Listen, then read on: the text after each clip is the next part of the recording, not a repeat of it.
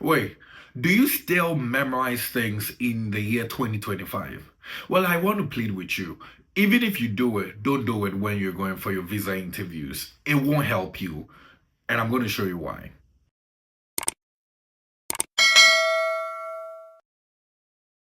Well, I know, especially if you come from where I came from, that is Ghana, it is very common.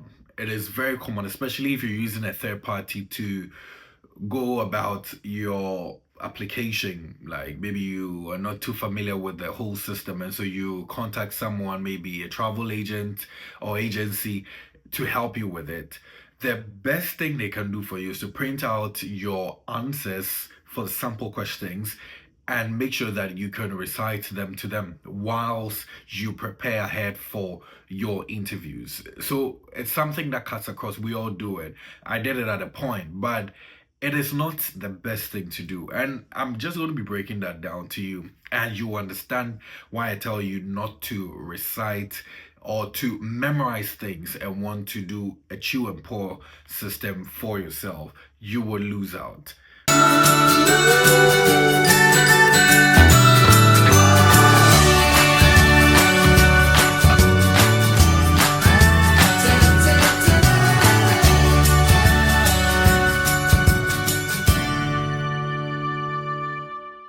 Let's start with the very first one because I've classified them into three parts. The first part is being tensious, or the word tension.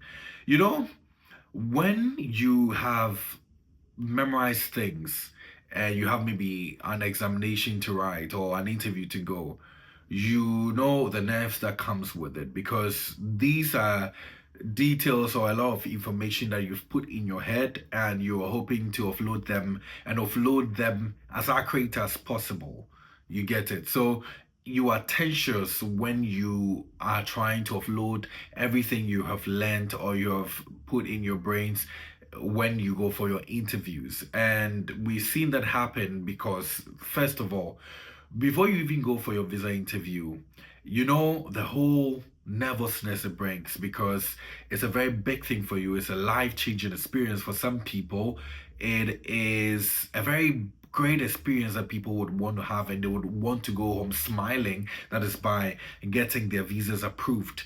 And so you are tensious with the mindset of even going for the interview. When you get there, and I'm speaking to the Ghanaian system, when you even get to the American embassy where your interview is going to be done, the number of people that you see, you're going to be battling it out with them to get the visas, also can put you under some sort of pressure or tension. And so you're scared already. You're asking yourself questions that are all these people trying to get the same visa that I'm going to get. Am I getting it? Who is getting it? You know, because you don't know what's going to happen. It's uncertain even before you go into the interview. So that puts you on that edge already. When you get into the auditorium, you know, the serenity of the place, the only thing you hear is questions from counselors and from the interviewers, answers or responses from interviewees like yourself. And you know how tensious the whole place is, because everyone is trying to be focused and answer the questions rightly and all of that. That tension alone is too much for you to add your memorization tension to it. Trust me, because you become tensious, you become nervous that you want to recite your lines and recite them properly and accurately. You don't want to make mistakes. But you are not God, and as human as you are, you can forget some of your lines and that could throw you off. So the first reason why you shouldn't be memorizing is that it makes you tensious. And once you become tensious, you can lose out on very important aspects of your delivery, and you might not be able to answer the questions well, not because you can't answer, but because you forgot some of your lines, or you were trying to recite certain lines that your agency told you to recite. So I don't encourage people to do that. For instance, if you've been told to answer, why are you traveling to the US to school? And you were told that I am traveling to the US to school because one, the US is best positioned for education. It is one of the countries that has the best schools in the world, has a lot of equipment and facilities available for its students. These, if I have to recite this vividly, I might forget some. But if you ask me generally, that why am I going to school in the US? And obviously, I'm going because they have good education systems, they have good facilities, they have good teachers, they have the best of schools, they have. I mean, it's certified by great institutions and all of that. And I think it's a very great space to have education because of the diverse cultures that come into the school. And also, it is easy for me to just play around because you are spontaneous and you understand it. You get it. So it becomes tensions, or you become tensions if you try to memorize it. Secondly, you don't know the questions that will be asked. Maybe we have rehearsed for 5 questions, and all of these questions are not asked you. And these are the things that is running through your mind. When you ask any other thing, because you have memorized the other parts and you're expecting that to come and that didn't come, you will struggle to think on your feet. And you remember, you have limited time to express yourself. At times, some of the interviews can last for like 30 seconds or like a minute or two, and you have to offload everything that you have in your head to justify the reason for your travel. You get it? So we don't know the questions that are coming. All the rehearsals that we do or the preparations we do are sample questions. These are not confirmed questions that will come. So if you go and then the ones you rehearse do not come, what are you going to do? You get it? So that part alone makes it important not for you to memorize it. The last thing is that you actually don't look intelligent when you memorize stuff. Trust me.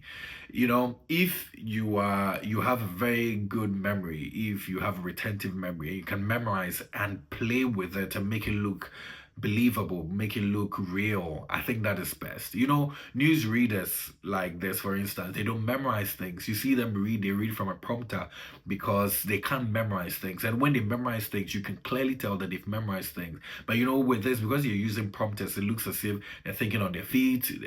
At times, let's use interviews that they do. They think on their feet. And so it's easy for them to just play around with words and they feel comfortable in the spaces that they find themselves. But when you memorize, you don't look intelligent at all. Because if I have asked you and you're trying to recall what you read, and I'll give you an example of one guy that I met when I was going for my interview. I won't lie to you. He was in a booth with the booth one, and I was next to go. I told myself, I was like, this guy's going to lose out. He's going to have his visa denied because of how he was sounding. And truly, he had it denied. Because they asked him, why are you traveling to the US? I'm traveling to the US because the US is one of the best countries you can have. It is situated. These are clear examples that you have memorized it and you're just telling us. It's not real that you really want to go there. Maybe you just have other motives. You get it? So it doesn't make you look intelligent. So why do you want to even start it in the first place? These are the 3 things. So it brings you into that space of tension or nervousness. We don't know the questions that are coming. That's the second part of it. And also, it makes you look unintelligent. And you don't want to look unintelligent in front of an interviewer, okay? So please don't memorize it. What I advise people to do is to understand the things that they're going to present. Because the details it's about you. If you had a third party who filled it up for you, you should be able to get some sort of briefing from them even before you go for an interview. You shouldn't go into the interview without knowing what is in your document. You should understand it and answer with your own words. It is simpler, it makes you sharp enough, it makes you think on your feet, and you can pass your interviews. I want to wish everyone the best if you have an interview anytime soon, though. But please do not memorize your interview sample answers when you are going for your interviews.